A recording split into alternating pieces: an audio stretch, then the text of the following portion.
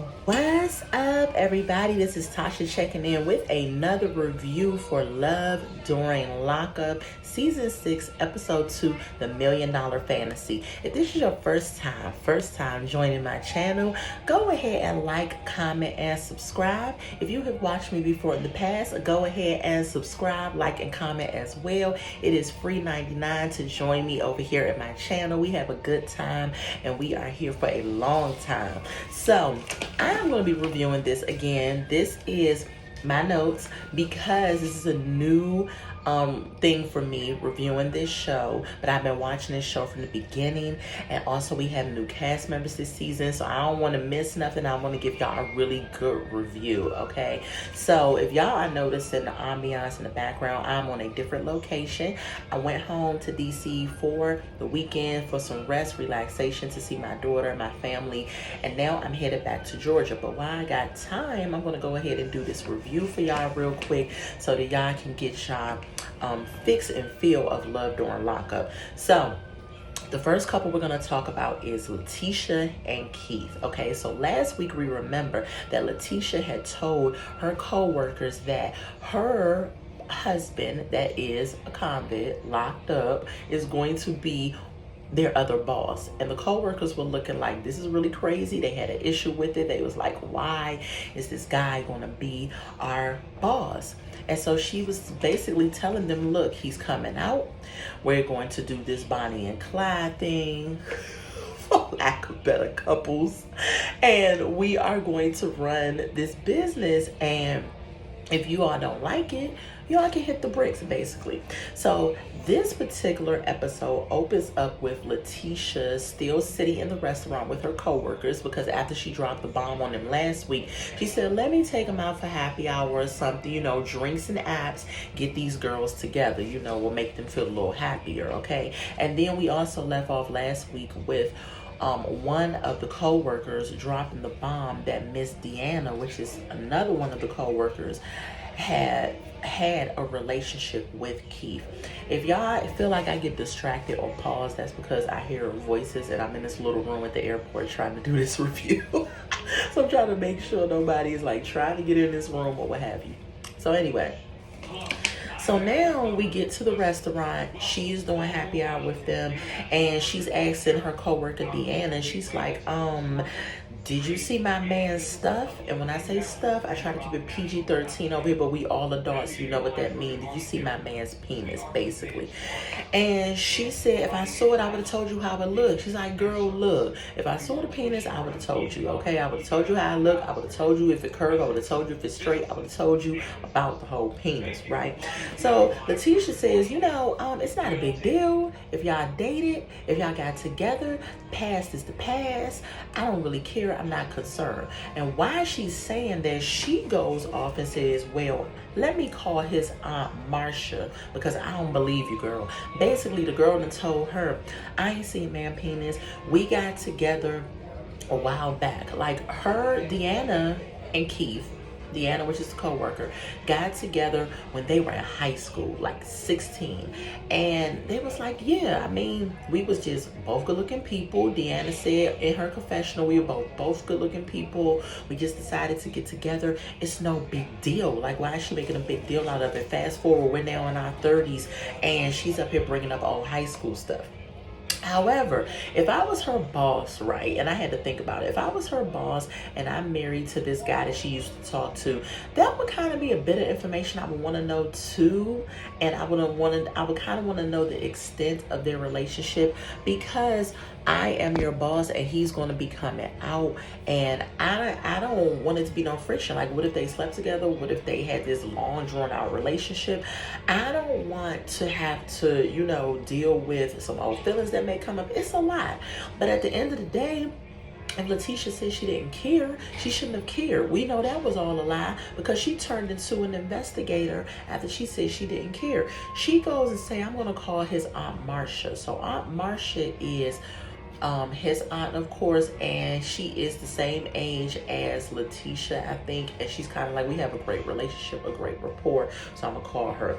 She calls her on the phone, ring, ring, ring. The aunt answers the phone. She's like, hey girl, what's up? She's like, listen, I got a question. Did Deanna and Keith used to mess with each other. Aunt Marsha was like, yeah, back in the day, they used to talk a little bit. And but she asked the aunt, she said, well, do you think they slept together? And the aunt was like, shoot, probably. Deanna's like, girl, hold up. How do you know that we probably slept together? And she said, girl, because I know my nephews, okay? And basically saying, I know that any woman that her nephews, Keith being one of them, was dealing with is probably going to put out because, you know, they smooth operators. They maybe can talk a woman out their pants or whatever. And so Deanna is like, well, I didn't sleep with him, okay?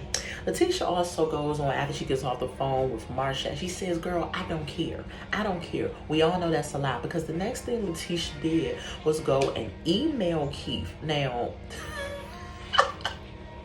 if you don't care, why in the world are you emailing Keith, right? Why are you emailing him, asking him about the situation? If you don't care, let it go. No, she sent Keith the email. She sent him 2 emails. He couldn't even respond to the first one before she sent him another one saying, did you sleep with Deanna? What's the extent of your relationship? Blah, blah, blah. Keith is probably in lockdown, can't get to the computer right now, so he probably not going to respond until the next day or what have you. Now, this is the part that took me out of their whole scene because the co-worker, Jaja, she's over there at the table smiling because she brought it up. She said to Letitia, do you know that they had a relationship? And then that's how this started, the whole thing started. So Jaja was real messy and she's sitting at the table like, she's here for it, right? And I'm looking like, girl, well, it's going to get the ratings up, so spill the tea.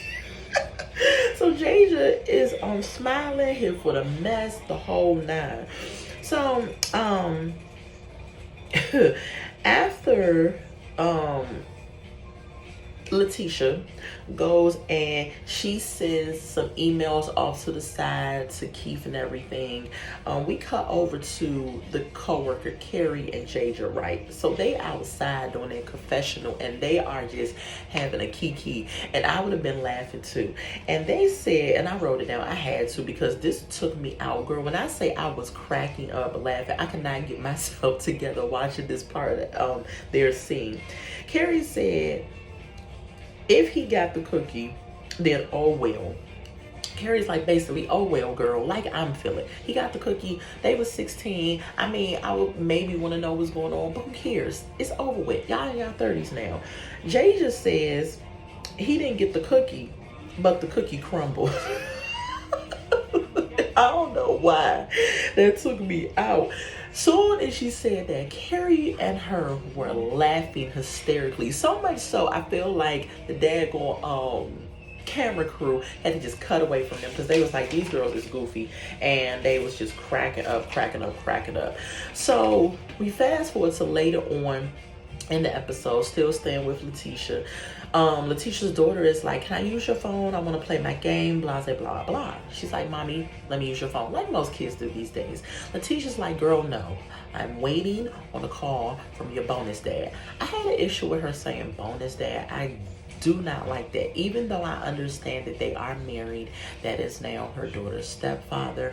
It's just that I don't even believe that these kids really have grown a bond with him, or had they even seen him outside of the prison walls. So you're going to tell these girls this your bonus dad, and it's like they don't even have a relationship with them, but they haven't even seen. Can I see your phone? I want to play a video game. Letitia's like, no, I'm waiting for the bonus dad. I had an issue with her saying bonus dad. They have not built a rapport with this guy to call him a bonus dad, in my opinion. Then she says that she's sitting there, she's waiting. Letitia's like, now he know goodness well, I'm sitting here up in my room. She on her whole Brandy moment, sitting up in my room, and she is waiting for him to call. He's not calling. Apparently, when he says he's on a call, it's a scheduled call, and she's waiting, and he knows that she's waiting. So she goes on to say, well, let me look on Facebook. Now, this threw me off. There is a page on Facebook for prison wives. And the prison wives is a group. And they can post in the group if they're on lockdown, if something happened. And that's why she's not receiving a call. So she went on Facebook. She looked on Facebook. She's like, okay, I don't see no lockdown. I don't see nobody posting nothing. So it should be good. As soon as she said that, he calls. When he calls, immediately she's just like, well. In my opinion, Letitia seems like she is very smart, right? She owns this accounting, tax, business, and everything of that nature. She seems like she got a good head on her shoulders for the most part. But when it comes to this show, I feel like she's gonna make me look at her sideways as being this ghetto woman that is just doing too much and dragging her business in the ground and dragging her name and all of the whole nine, only for this dude, right, that she doesn't really even know for real that she's now married to. So she says, well, I've been waiting for you to call. And she does all this, wow. And I'm like, girl, it's not that deep, okay? He was probably late because of who knows what could have happened in prison. It could have been something happened. Somebody got shanked. Somebody stole my food. I'm in solitary. Whatever, who knows? It's prison. Things can happen. So it's like, come on, girl, chill. So when he gets on the phone, she says, I gotta ask you a question. Now, granted, he got the emails, right? She sent them the emails. She done called Marsha. She done asked Deanna. And then she still says she doesn't care, but then she's still going on, right? So she asks him, have you slept with Deanna? And he said, she said, did you used to see Deanna? He says, yeah, I used to see Deanna back in the day, blah, blah, blah. She was like, so did y'all sleep together? And right when she asked him, did you sleep together? Bloop, the call drops. Now, this whole episode, as y'all gonna see later on, calls was dropping everywhere. I mean, they was dropping. I was like, what kind of service or what is going on? So I'm thinking that maybe the way they edited, she asked the question at the end of the call and he ran out of time. So, child, who knows? But that was Letitia and Keith. On to the next couple, which is the most ridiculous, annoying couple that is probably going to drive me up the wall this season, is Andy and Brittany. Okay? Andy opens up saying he's going over to see his daughters. His daughters live in Tifton, Georgia, and he's on his way to go see his daughters. And if y'all hear noise, y'all remember I'm in the airport waiting to go home. So he gets to the daughter's house, Andy does. And Andy pulls up. His daughter's name is Allie, which is 25, and Destiny. I did not get Destiny's name, but Destiny is younger than Allie. So I'm guessing she's about maybe 21, 22, something like that. He also has a son, but he was not shown in this episode. So he gets to the house. He's like, hey, girls, what y'all doing? They like, oh, we making cookies and tea. What happened to cookies and milk?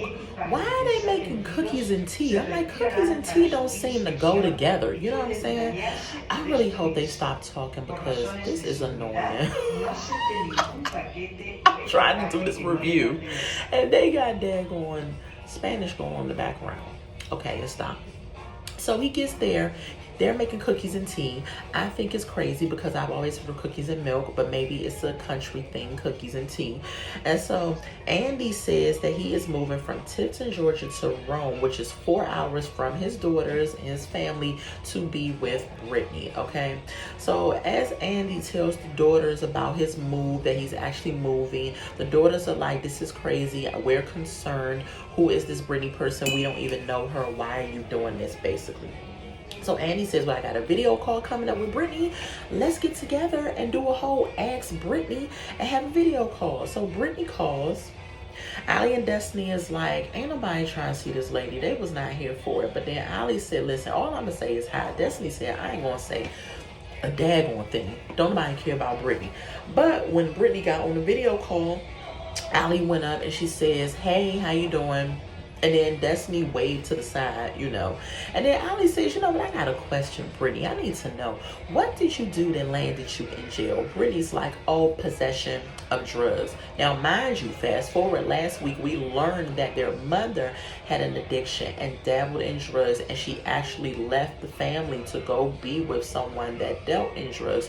So why would you, Andy, pick someone and deal with someone, even though your daughters are young adults, you are still very much active in their life, so this is how it appears on the show. Why would you pick somebody that is a trigger of a really dark past for them to be with? Like, to me, that's just inconsiderate. But I guess Andy feels like, and you will later see with what I say, is that they are grown and he really doesn't care how they feel. Destiny then says, well, I have a question. And she was like, oh shoot, did I write it down? Oh, Destiny says, our mom dealt with addiction and things like that. What makes us believe that you are going to come out of jail and not have a relapse moment, the whole nine, that you're going to be A1 okay, keeping it 100 and being on your P's and Q's. Brittany says that she's secure in her sobriety and she ain't going back to the mess. She says she's out. She says Andy has a lot to do with the fact that she's out. Then Allie goes and says, well, do you have children? The whole nine. She says yes. And I was not ready. I was not ready for the number of children that she said she had, y'all. So she goes and says, I have 4 children. I have an 18-year-old, I have a 15-year-old, I have a 12-year-old, and I have a 10-year-old. Four children she has. Not only does she have the 4 children, her oldest, Gracie, has been actually playing mother to all the other children. And she says the Gracie is going to come visit her and I guess give her the skinny on what's been going on with the other children, the whole nine. Destiny and hold on, let me get to it. Okay, so Destiny and Ali had their confessional where they cut over and Ali says, to her, she says that our mom dealt with this addiction, things of that nature, and they're trying to figure out why their dad is going down this road with this person that has an issue.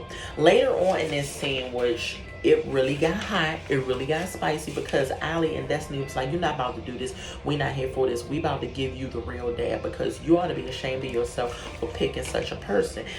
Destiny and Ali was talk to their dad. They came back to this scene and they said, how you gonna be there for this woman's 4 children when you wasn't even there for us when we were growing up? Andy says, that's a lie. I was just over the road working, but I was there for you all, so I don't know what you mean.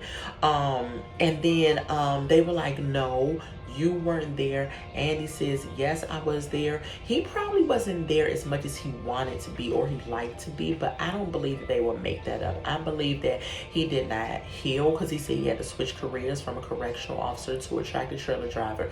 If you all know about tractor trailer drivers, they are over the road. If you're an open road one, they're over the road a lot. They can drive a lot, be gone a lot. And I think he changed careers so that he can process what happened within his marriage. And I think this was his second marriage too.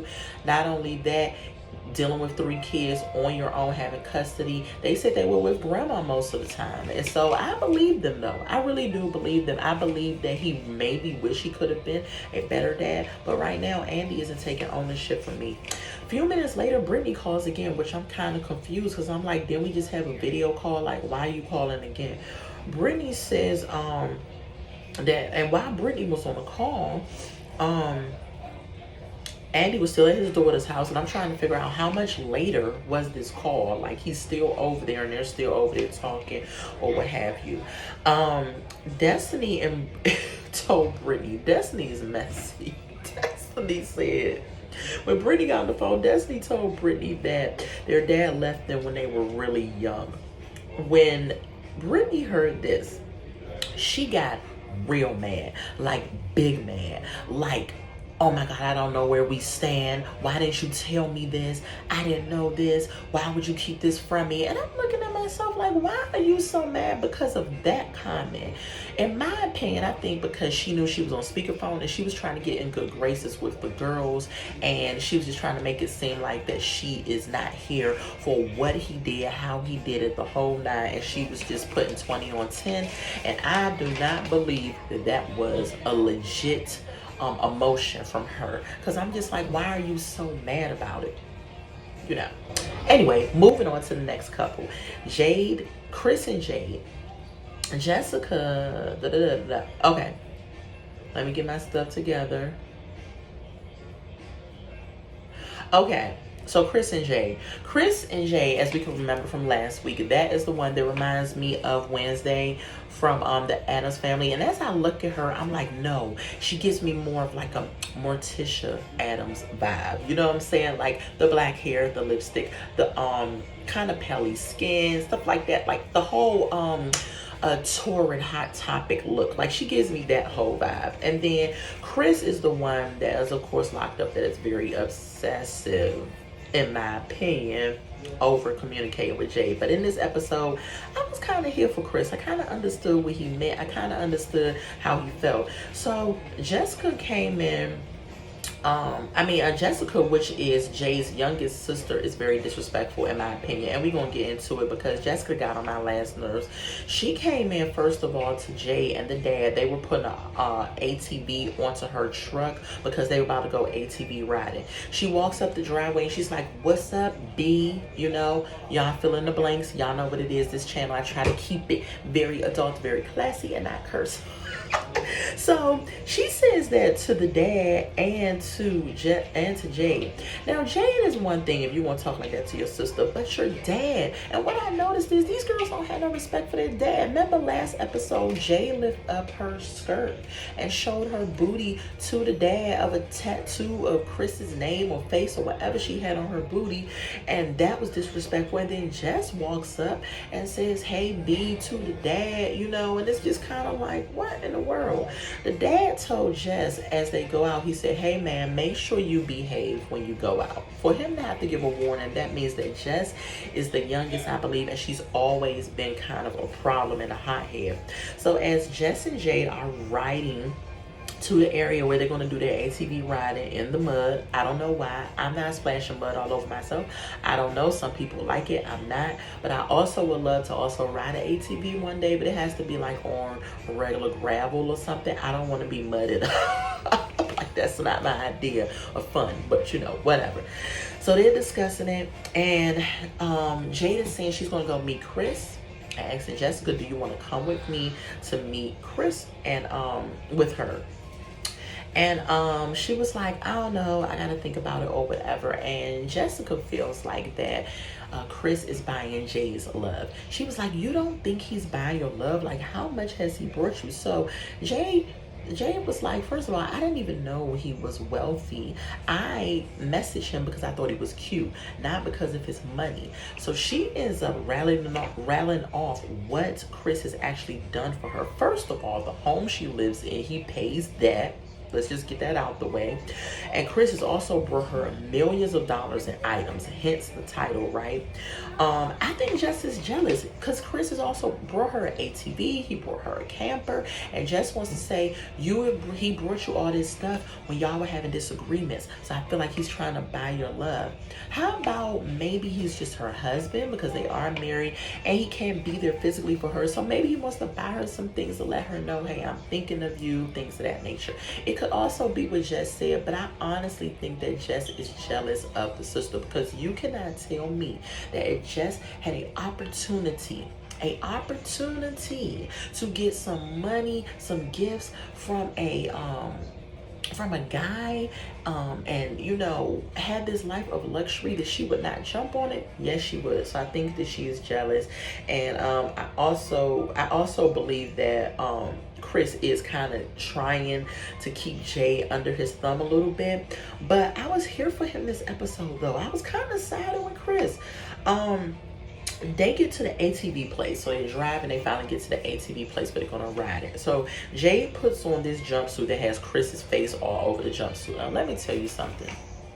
I thought that was weird AF because I love my husband all day long and everything, but I am not going to be putting his face on a jumpsuit that I'm going to be riding an ATV on. Not doing that, not putting that jumpsuit on. She also tells Jess, "You know, I can get you one if you want," because Jay be stirring the pot. You know, Jess don't like Chris, and Jess is like, "Nah, I'm good. I don't want no jumpsuit." Jess, after they finish riding the ATV, then Jess checked Jade's phone. Don't know why she's doing it. Jade is like, "So how many calls do I have? Missed calls do I have?" Again, Jade added to the mess because she knows Jess do not see it for Chris. So she had 18 missed calls. 18 missed calls while they were on the ATV from Chris. And right when she said that, Chris calls again, of course. So Chris was like, she was like, "Well, speak of the devil, blah, blah, blah." And this is Jade. This is your man, it's your husband. Like, why are you even making him feel like he can't call you and have some of your time? And I believe she out there living her best life, which she should, and he's in jail, but she's not giving him the respect and the time that he would like. Like, he can only call you at certain times. Granted, he probably got a phone smuggled in his cell, but he can't easily just call all the time. Maybe guards walking past, maybe something's going on. So when he calls, he's kind of like, I want to hear from you.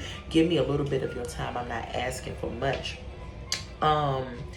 Jess took the phone, right? Another disrespectful move by the spoiled brat Jess, right?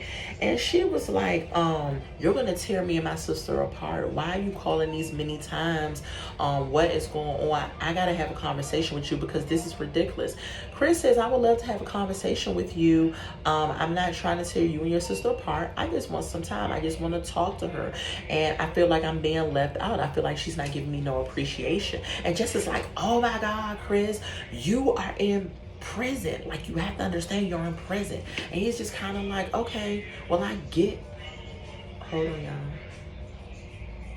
Oh, okay, I was listening for my flight information. So he was like, I understand I'm in jail, but whatever. So Jess gets frustrated, does a little tantrum like a spoiled brat, and gives the phone back to Jay. I was like, I can't do this. Chris feels like he's being disrespected, and I'm here for it because I feel like he's being disrespected too. I feel like Jade is out there reaping the benefits of his wealth, and everybody else is making it seem like he's doing too much. And because I watched this show before, editing could very well make it seem like he's calling that much when he's really not calling that much. So we shall see later on how that plays out. Jess states that she is going to see Chris in jail. She's going to see him with Jay, and when she get there, she going to start some drama. And I'm like, in prison? Really? So you won't go up to prison? You think with your entitled, spoiled brat self, Jess, that you're going to take your little booty up to prison and start some drama with this man where there are guards around, where there are other inmates around? You're going to start some mess with him, arguing with him and everything, and you think that because he's behind there that he's not going to say anything. At the same time, Chris said on the phone, he made a comment that Jess is also reaping the benefits of his wealth as well. So he's probably giving her a little something as her sister as well, and she's just being disrespectful. I don't think I'm gonna like Jess. I don't think I'm gonna like Jess. I'm kind of like still trying to fill out Chris, but for this episode, I was here for him feeling like he was being disrespected. They cut over to a segue, right? Because they always do these little breaks in between the episodes, like almost a commercial of the cast member. And Jade is a social media influencer, so that's what she does. And she is up here putting on social media the gifts and things that Chris has given her, what he's made her, things of that nature.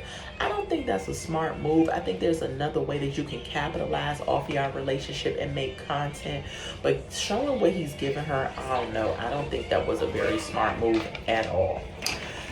Anyway, on to the next couple, Renika and Asante. Now, she said it was Ashanti or something like that, but I'm thinking it's Asante. So Asante, Renika opens up. She is having game night with the sisters and her daughters. They are in this place and they're playing Jenga, which I love Jenga. I really do love that game. And they're playing that and they're all sitting around, and one of the sisters, her name was Shakola. Child. Shakola. I'm going to take a pause. I don't understand these names these days. I know that my race of people love to be different. They love to be unique. I have nothing wrong. I have no problem with that. Be your own person. Be true to you. But can we give names that make sense? Stop these mixing of the names. Oh, her daddy name was Keith and my name is Shayla, so she going to be Kashayla. Shakola. Stop it, black people. Now back to the review. So Shakola is talking with Renika and she's saying, we're about to get ready for this going away party. I can't believe you're still moving to Georgia. Like, this is really crazy. And she was just like, I support you in everything that you do. Your rapping career, the whole nine. I'm here for you. I ride for you. But with this relationship, I cannot ride with you. I'm not feeling it. This guy is very much a convict. Like, you don't know him. And then you're just going to up and pick up and move my nieces and you to Georgia. And we can't have that sister time, that hangout time no more because you're gone. And I kind of understood Shakola or Coco or Cola, whatever we going to nickname her. I kind of understood where she was coming from, because it's just kind of like, if you're a tight-knit family, you're a close family, and then you're going to up and leave, up and move, it does kind of give a feeling to the family members that are left, like, oh my God, like, she's gone and this is going to be a difficult situation. So I understand how she felt. The one thing that was losing me in this whole scene, and I'm gonna segue off for a minute, was freaking Renika's wig. What is going on with this wig? I can't take you seriously with this wig. This wig is green and blonde. Like last week, I felt like it was all just one color of this aqua looking sea moss green, and then this week it was like green on the end, and then it was like blonde in the middle. So is this the same wig, or is the dye running, or what? I don't know what's going on. So then she had these baby hairs. Now, if you see my little hairs, I'm older. When I put edge control on, I just brush it a little back. These girls these days actually take this much hair and bring it up the front. She had a big old piece of baby hair that was just up there, and I was just like, I just wanna take that baby hair and just rip it out the plastic. It was just getting on my nerves, and I'm just like, why the wig? It was just wigging. It was just too much. But anyway, I digress. So Renika, it's like, I know this is gonna be hard for y'all, but I'm gonna do what I gotta do, So Shakola said, well, what if he got other women? You know what I'm saying? You don't even know this dude. He might got other women. Renika said, well, if he got other women, when I get down there, I'm not going to make it easy for him, which led me to believe that if he got other women, she's not going nowhere. She's going to be all up in his face about it. She's going to continue to let him know that I'm the better woman, I'm the best thing, the whole nine. And she is going to definitely make it an issue for him. I feel that. So when she gets back to the house from being out with them, doing game night and stuff, Asante calls. Asante, this is my thing. Hey, y'all, remember I'm doing this at the airport. So we get back to Asante and Renika, or Asante and Renika. So Asante calls, right, Renika, and he has an iPhone. I don't understand how they get on this show and they are literally have contraband in prison. He freaking sit up here with an iPhone in prison, and they broadcasting it on TV. So if the COs or if their parole officer wanted to take a look at this, or whomever, they could end up adding more time onto this sentence, having contraband in the iPhone. Really? How the heck did you even get the iPhone? And Renika said the same thing. She said, girl, I don't know how he got the iPhone, but he got the iPhone, so we going FaceTime. So Renika goes and puts on this little red lingerie thing and everything, and he calls and she's like, hey boo, you look cute, and blah blah blah blah, and she's like, hey babe, look, she holding the iPhone up, look at me, and he's like, oh, okay, I see you, and all that stuff like that. She takes off the little first part of it, and she has her whole booty hanging out the bottom. They blurred it out, and I'm like, girl, you don't feel no way with the cameraman being in there recording, and you just got your booty cheeks all clapping in the phone to Asante. Girl, she don't care. But again, it's that wig, right? It's wigging, so I'm not surprised. Right? So Asante says, I can't wait to see you, and when I get out, I want sex, salad, and steak, and more sex. And then Renika is like, no, you're gonna want sex, salad, steak, sex, and more sex, and all that other stuff. And I'm just like, girl, okay, I guess. Okay. So then Renika is telling Asante that the family isn't supportive. She said they're not feeling me coming to Georgia. They're not supportive. They think you're going to be a raggedy dude. They think that you're going to run over me. They are not feeling this whole situation. And so he says, I'm not going to do that. I'm going to fly the straight and narrow. You ain't got to worry about me. Of course he's going to say that because he wants to gain your trust. He wants to be in your good graces. He is not trying to stir no drama because he needs you to be there for him and be the breadwinner for him when he get out. He's not going to tell you, yeah, girl, I'm going to be out there living my best life. Because keep in mind, These convicts has been locked up for a period of time. They want to be out there breathing, doing their thing. They want to be out there. They want to hang out. They want to see some old friends. They might see some chicks they like. So I don't know why these women are delusional to think that when they come out, they just going to be settled at home and they're not going to talk to nobody else, see nobody else, whatever. You trying to put this man in another prison after he just got out of prison? I'm just saying, I wouldn't do it to myself. Renika says in her confessional that I love Asante or Ashanti or whatever his name. Not Ashanti, it's Asanta. I'm all wrong. But she's like, I love Asanta, but I don't trust him. And that is red flag number 1 through a billion, girl. If you talking about you love somebody, but you don't trust them, why deal with them? Why put up with them? I don't get it. Last but not least, y'all, is this couple that is probably going to annoy me as well because they are young, and I feel like some of the stuff they are doing is, and we already know that a lot of the reality shows do tend to be scripted, but I feel like for some reason their particular segment is more scripted than the rest, and I don't know why. But this is Brittany and Key Rocks. So we start out, Brittany is going go-karting with Key Rock's friend and her friend. Key Rock's friend name is EB, and Shayla's friend Brittany's friend name is Shayla. Key Rock's called to speak to them while they're sitting after they finish go-karting. They're sitting, they're having drinks and whatever, appetizers or whatever they doing, snacks or something. Key Rock's calls, he's sitting down. Another one that got an iPhone. I'm like, y'all just get, what are they baking the iPhones in the cake, slipping them in the bra, putting them in underwear, doing visiting hours and slide you the iPhone? How is this working out? I need to know, and they need to stop because this is on TV. So Key Rock's called to speak with them while they're sitting, and EB is he's just basically shooting the breeze, talking about how y'all doing, what y'all doing and stuff, blah blah blah. EB is up here talking about, dude, you know, when you get out of here, you gotta fly the straight and narrow, trying to give him some encouragement, talking about some, you ready to be with your wife and all of this. Key Rocks is like, yes, I am. After he gets off the phone, EB says to her, are you ready for the ups and downs of the relationship? Of course, Brittany is like, yes, I'm ready for my man. But then EB says, well, why did you cheat? And Brittany says, well, Key Rocks cheated first. So apparently they got separated in prison, some type of different area. And so Key Rocks went, I guess he was lonely or whatever, he went and found some other chick and cheated. And then when Brittany got out, she went and cheated at a party, and Key Rocks was mad about it. You know, people can dish it, but they can't take it. And they broke up basically. And while they was on the breakup, she ended up, I guess, getting with this person to party while they was on a breakup.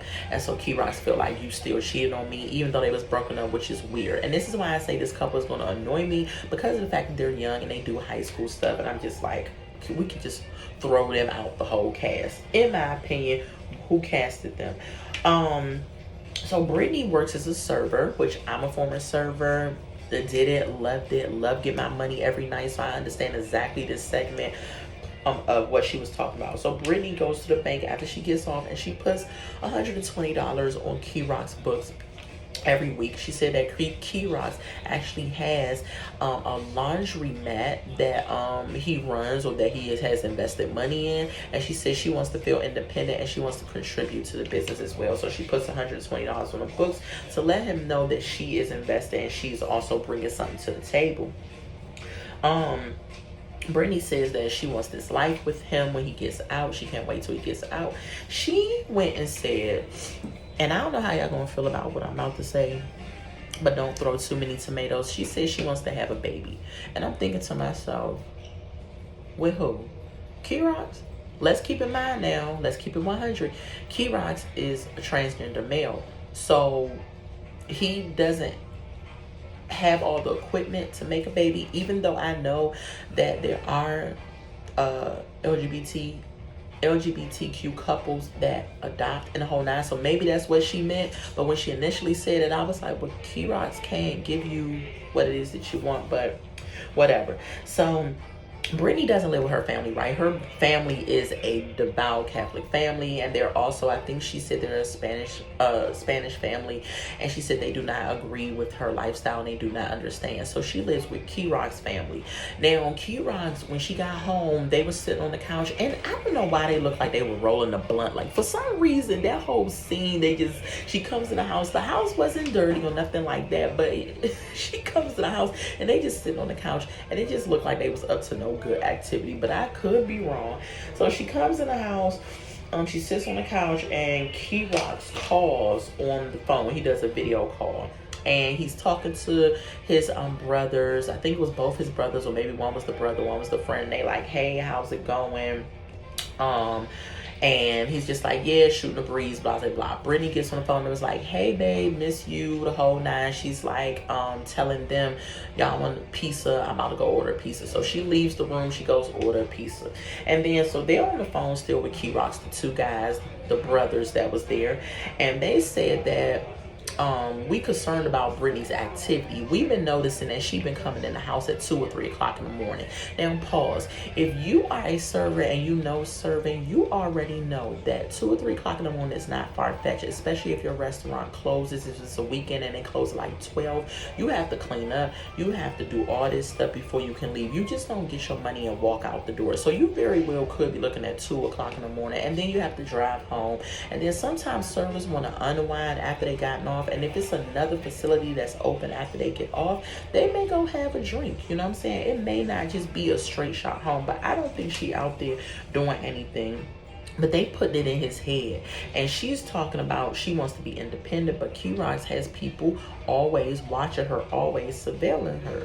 So when Brittany got back on the video call with Key Rocks, he talking about, you better be doing good in school, because if you're not doing good in school, this job is going to be scratched. It's not going to happen. And I'm thinking to myself, first of all, these inmates really think that they have all this pull behind bars. How you going to tell this girl that she can't go to school no more if her grades start to slip? How you going to tell her that her job is not going to be no more if her grades start to slip? I'm like, y'all, you're giving me controlling vibes a little bit. And this couple, to me, is not going to make it. I said that on my first episode. They are not going to be around, I'm telling y'all, because they are young, and I just can't take them seriously. I don't know what it is. There's one more couple that they have not presented to us yet. Hopefully they will bring them up next week, but I'm not sure. But y'all, this is going to be the end of my review for Love During Lockup, Season 6, Episode 2, The $1 Million Fantasy. And I will see y'all later on the next time. If y'all got any comments, if y'all got anything that y'all want to say about my review, go ahead and drop in the comments. Y'all, I just feel like there's kids running around. They keep talking and the whole nine. So if y'all hear all that in the background, forgive me. Like I said before, I am at the airport. I'm on my way back to Georgia, but I had some time, so I want to step into a room and do this review for y'all, so y'all can have it and watch it and like it and comment and subscribe to the channel, y'all. So I will see y'all later. I love y'all to pieces. Bye.